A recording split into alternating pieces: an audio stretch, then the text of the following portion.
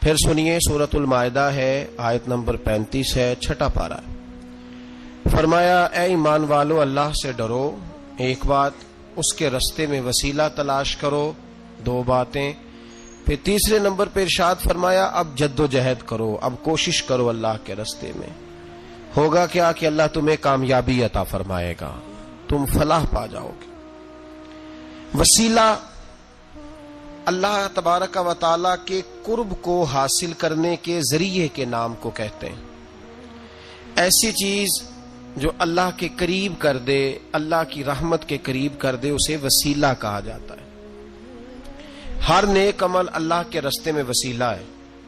نماز بھی وسیلہ ہے، رشتہ داروں سے اچھا سلوک کرنا بھی وسیلہ ہے، صلہ رحمی کرنا بھی وسیلہ ہے، صدقات و خیرات کرنا بھی وسیلہ ہے، سچ بولنا بھی وسیلہ ہے۔ اللہ تبارک و تعالیٰ کی رضا والا ہر کام کرنا وسیلہ ہے، فرض بھی وسیلہ ہے، نفل بھی وسیلہ ہے۔ اگر اعمال اللہ کی بارگاہ میں وسیلہ ہیں تو اللہ کے اولیاء بھی اللہ کی طرف وسیلہ ہیں، اہل بیت بھی وسیلہ ہے، صحابہ بھی وسیلہ ہے، اور رب کریم کی بارگاہ میں سب سے بڑا وسیلہ رسول پاک کی ذات والا صفات ہے۔ سب سے بڑا وسیلہ حضور کی ذات، سب سے بڑا وسیلہ ہے۔ سب سے بڑا وسیلہ اللہ تبارک و تعالیٰ کے محبوب کی ذات ہے۔ یاد رکھیے گا، مظفر وارسی کہا کرتے تھے کہ چلے نہ ایمان دو قدم بھی اگر تیرا ہم سفر نہ ٹھہرے۔ یا رسول اللہ، اگر آپ کو ساتھ لا لوں تو میرے ایمان کی گاڑی دو قدم بھی نہیں چل سکتی۔ اور حضور قبر، حشر، آخرت تو وسیلہ علیحدہ چیز ہے نا۔ میں تو زندگی کے شب و روز گزارنے کے لیے آپ کا محتاج ہوں، آپ کے بغیر، آپ کی سنت و شریعت کے بغیر میری زندگی بھی نہیں گزرتی۔ کہنے لگے چلے نہ ایمان دو قدم بھی اگر تیرا ہم سفر نہ ٹھہرے، اور تیرا وسیلہ دیا نہ جائے تو زندگی معتبر نہ ٹھہرے۔ اور لبوں پہ ایاک نستعین ہے، پر میرا اس حقیقت پہ بھی یقین ہے، اگر تیرے واسطے سے مانگوں کوئی دعا بے اثر نہ ٹھہرے۔ نبی پاک بھی وسیلہ ہیں، نیک اعمال بھی وسیلہ ہیں۔ دو تین قسم کے گروہ پیدا ہو گئے ہیں امت مسلمہ میں۔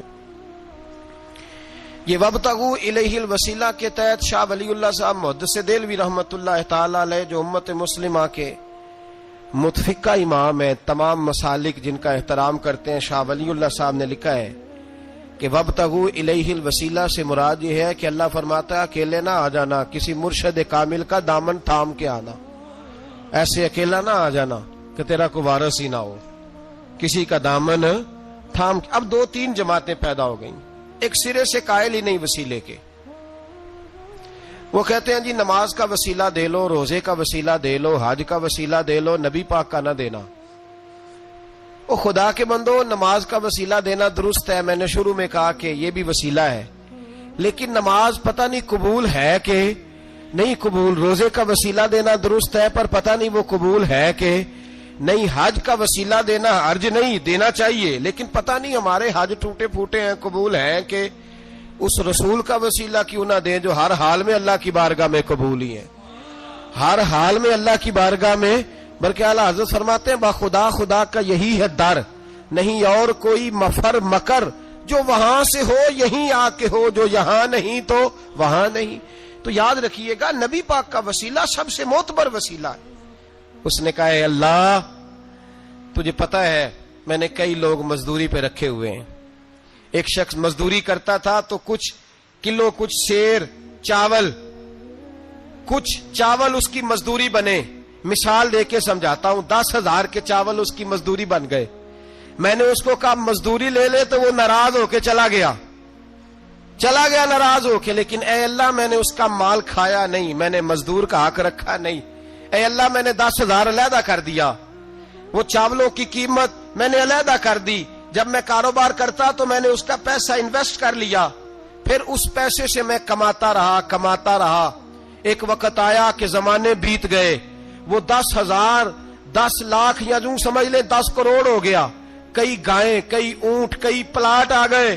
اے اللہ کئی زمانے کے بعد وہ مزدور لوٹا، اور کہنے لگا صاحب میں غریب ہو گیا ہوں, تنگ دستی آ گئی ہے, بوڑھا ہو گیا ہوں, وہ میرے پیسے تو دے دیں. تم اے اللہ میں بے ایمان نہیں ہوا, ایک رتی برابر بھی میرے دل میں میل نہیں آئی. میں نے کہا یہ اتنی درجن گائیں تیری, یہ اونٹ تیرے, یہ پلاٹ تیرے. وہ کہنے لگا تو مجھ سے مذاق کرتا ہے, میرے تو تھوڑے سے چاول تھے, یوں سمجھ لے 10,000 کے اور اتنا کچھ. میں نے کہا وہ تیرے پیسے تو ناراض ہو کے چلا گیا, میں نے ڈھونڈا تو ملا نہیں. وہ تیرے پیسے میں نے انویسٹ کیے تو آج یہ سارا سرمایہ اسی کا ہے. اے اللہ وہ بوڑھا مزدور جب اتنی گائیں ملی, اتنے اونٹ ملے, اتنے اسے پلاٹ ملے تو وہ روتا دعائیں دیتا گیا. اے اللہ اگر تجھے میرا وہ عمل قابل قبول ہے تو اس مصیبت سے نجات عطا فرما. میرے نبی پاک سید عالم صلی اللہ علیہ وسلم فرماتے پتھر تھوڑا اور ہٹ گیا. حدیث پاک سنیے, میرے رسول پاک سید عالم صلی اللہ علیہ وسلم نے فرمایا بنی اسرائیل کے 3 لوگ تھے, نیک آدمی تھے, سفر پہ جا رہے تھے تو بارش تیز آ گئی. صحیح بخاری کی حدیث ہے. تیز بارش آئی, ایک غار میں پناہ لی بارش سے بچنے کے لیے. اچانک طوفان آیا تو ایک پتھر لڑک کر غار کے منہ کے آگے گر گیا. اندھیرا چھا گیا, اندر اندھیرا, طوفان ہے, پریشانی ہے. میرے حبیب پاک علیہ السلام فرماتے جب اندھیرا دم گھٹنے لگا, اندھیرا ہونے لگا, پریشان ہونے لگے, ایک بولا, کہنے لگا اگر زندگی میں کوئی نیک کام کیا ہے تو اس کو یاد کر کے دعا مانگو, اللہ کرے ہم سے کوئی نیک کام ہو جائے. جو ہوتے ہیں اس میں بھی ریاکاری ہوتی ہے, اس میں بھی ملاوٹ ہوتی. کوئی نیک کیا ہے تو دعا مانگ لو. ایک نے ہاتھ اٹھائے اور دعا کیسے مانگی, اللہ اکبر. عرض کرنے لگا اے اللہ تو جانتا ہے میں نے بکریاں رکھی ہیں, میں دودھ دھو کے بیچتا ہوں, میرے بیٹے بھی ہیں, بیٹیاں بھی ہیں, اولاد بھی ہے, اور میرے پاس لوگ دودھ خریدنے بھی آیا کرتے تھے, پر اللہ میرے بوڑھے ماں باپ ہیں. میں نے اپنی زندگی کا طریقہ بنایا ہے جب تک ابا جی دودھ نہیں پیئیں گے کسی کو نہیں ملے گا, جب تک میری بوڑھی ماں کے لبوں سے دودھ نہیں لگے گا کسی کو نہیں ملے گا. اے اللہ وہ رات بھی تو جانتا ہوگا جب میں دیر سے آیا, دودھ دھویا تو ماں باپ سو چکے تھے.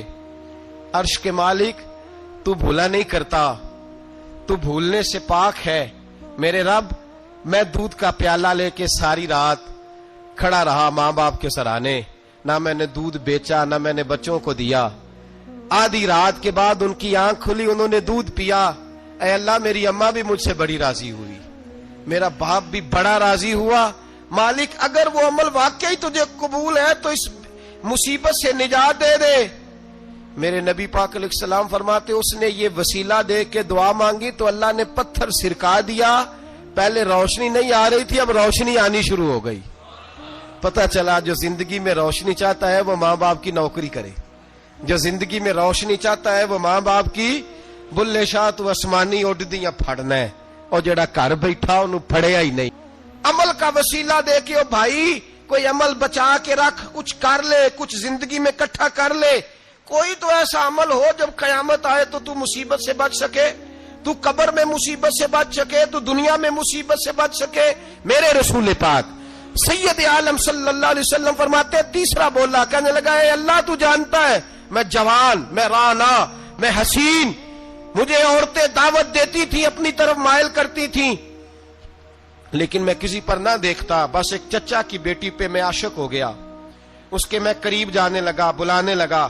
100 دینار بھی اکٹھے کیے اس کو دینے کے لیے. ایک ایسا وقت آیا کہ وہ راضی بھی ہو گئی. اے اللہ تنہائی بھی آ گئی. یوں سمجھ لو کہ میں جوان بھی, حسین بھی, مالدار بھی, میں چاہوں تو ایک ایک دن میں 4 دفعہ میں بدکاری کر سکتا تھا. اے اللہ ساری خوبیاں تھیں. وہ بی بی میرے پاس آئی, کمرہ تنہائی, کوئی دیکھنے والا نہیں تھا. جب میں اس کے قریب جانے لگا تو وہ عورت کہنے لگی تو رب سے ڈر جا, رب سے ڈر جا, رب سے ڈر جا. اے اللہ طاقت بھی, جوانی بھی, حسن بھی, مال بھی, میں سب کچھ کر سکتا تھا پر تیری لیے. اور اگر مسلمان ہوگا تو کہے گا اے اللہ تیرے رسول کے لیے, اے اللہ مدینے والے چاند کی بات مان کے, اے اللہ آمینہ کے معصوم کی بات مان کے, اے اللہ جناب فاطمہ الزہرا کے ابا کی بات مان کے. میں نے اپنے نفس کی خواہش کو کچلا اور کچل کر کے میں نے وہ گناہ نہیں کیا, اس کو آزاد کر دیا. اگر وہ عمل تیری بارگاہ میں قبول ہے تو نجات دے دے. میرے نبی پاک فرماتے ہیں بس دعا ختم ہوئی تو اللہ نے پہاڑ دور پھینک دیا، اللہ نے نجات۔ اب لوگ اس جھگڑے میں پڑ گئے اور جتنی جتنی تعلیم عام ہوتی جاتی ہے لوگ دروازے رسول سے دور ہوتے چلے جا رہے ہیں، بجائے اس کے کہ محبت رسول بڑھتی، نبی پاک کا قرب بڑھتا، اور ہم بھی بادشاہ لوگ ہیں، جس مرضی کی بات ہم سننی شروع کر دیتے ہیں۔ اور خدا کے بندو سنو، زندگی نبی پاک کے بغیر نہیں گزر رہی تو قبر حشر میں حضور کے بغیر کامیابی کیسے ہوگی؟ یاد رکھیں اور سمجھیں اس بات کو، اور اپنے عقیدے کو پہاڑ سے زیادہ تگڑا بنائیں۔ اس میں کوئی شک نہیں کہ نیک اعمال بھی وسیلہ ہیں، پر بھائی مجھے تو اپنی نماز پر اعتبار نہیں، اس لیے کہ میں خلوص سے پڑھتا ہی نہیں، کئی جگہوں پہ کمی محسوس ہوتی ہے، کئی جگہوں پہ نقص محسوس ہوتے ہیں، روزے رکھے ہیں، ہمیشہ سے رکھ رہے ہیں، لیکن کوئی ایسا مان اور بھروسہ نہیں کہ بخشوائیں گے۔ حج اللہ تبارک و تعالی توفیق دیتا ہے، ان لوگ جاتے ہیں، ہمیں بھی اللہ نے موقع دیا، ہم بھی گئے ہیں، دعا فرمائیں اللہ بار بار بلائے، لیکن گزارش یہ ہے میرے بھائی سمجھ لیں کہ یہ چیزیں ہماری نظر میں کرتے ہیں، اللہ تبارک و تعالی انہیں سبب رحمت بنائے گا، لیکن ہمیں اس پر کوئی مان، کوئی تکبر، ہاں اگر بھروسہ ہے تو ذات رسالت مآب پہ بھروسہ ہے، نہ تیگو تیر پہ تکیے، نہ خنجر پر، نہ بھالے پر، بھروسہ ہے تو ایک سادی سی کالی کملی والے پر، نبی پاک صلی اللہ علیہ وسلم کی ذات پر۔ اب لوگ خشک زندگی گزارنا چاہتے ہیں، خشک سی نماز، اور بس جی بس نماز روزہ سیدھا کرو، یہ ہمیں کہاں لگایا جا رہا ہے، ہم خود بھی آگے نہیں جانا چاہتے، حالانکہ ہم نے وسیلے بنائے ہوئے ہیں۔ کئی لوگوں نے ایم پی اے وسیلہ رکھا ہوا ہے، ایم این اے وسیلہ رکھا ہوا ہے، یار 15-20 وسیلہ رکھے ہوئے ہیں، بلکہ امیر لوگوں سے سلام دعا رکھی ہوئی ہے، کس لیے؟ روز دعوتیں پکتی ہیں ہوٹلوں میں، یہ سارے وسیلے ہم نے بنائے ہوئے ہیں۔ عجیب معاملہ ہے، دنیا داروں سے وسیلے ہیں لیکن رب کریم کے بندوں سے ہم نے تعلقات نہیں رکھے۔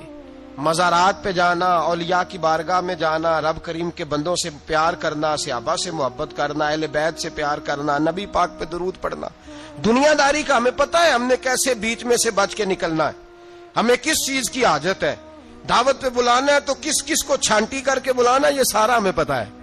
جب شادی ولیمے کے اور سالگرہ کے اور عقیقے کے کارڈ لکھے جا رہے ہوتے ہیں تو پتہ ہوتا ہے اس کو رہنے دو، اس کو آنے دو، اس کو مس کر دو، اس کے بغیر گزارا نہیں، ان وسیلوں کا سارا پتہ ہے۔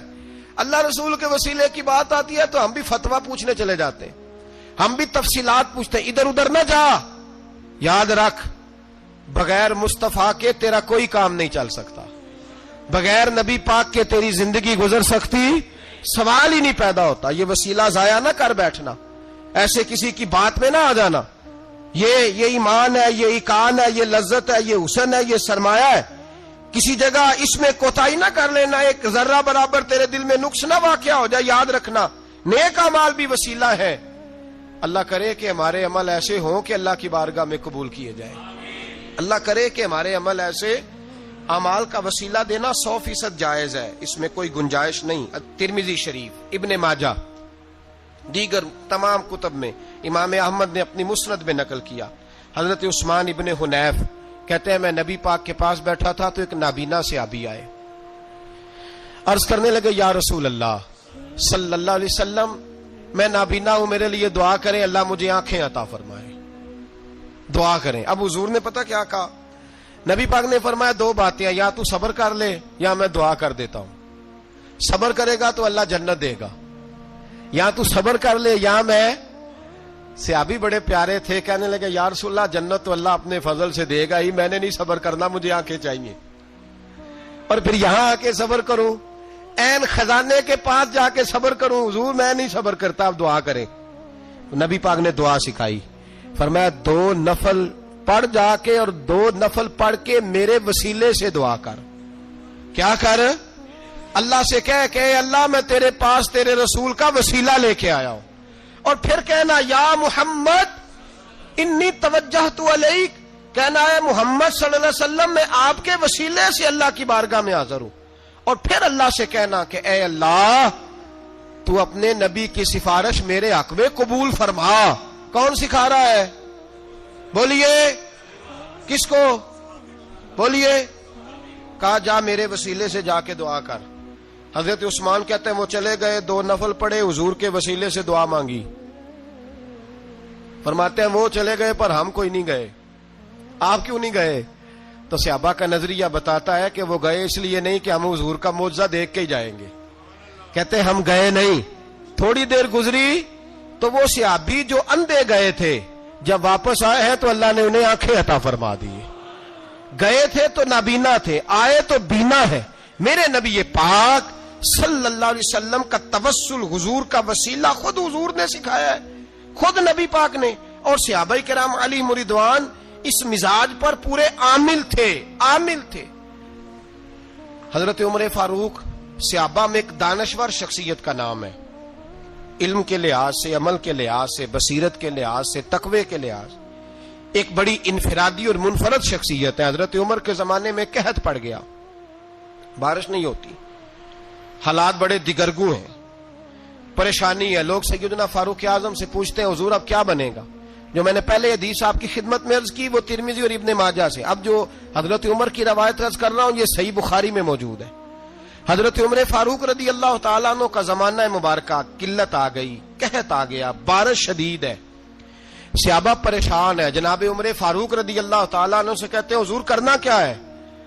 حضرت عمر پہلے تو خاموش رہے, پھر حضور کے چچا جناب عباس کو بلایا, کوئی بات نہیں کی. جناب عباس کا بازو پکڑا اور کھلے میدان میں لے گئے.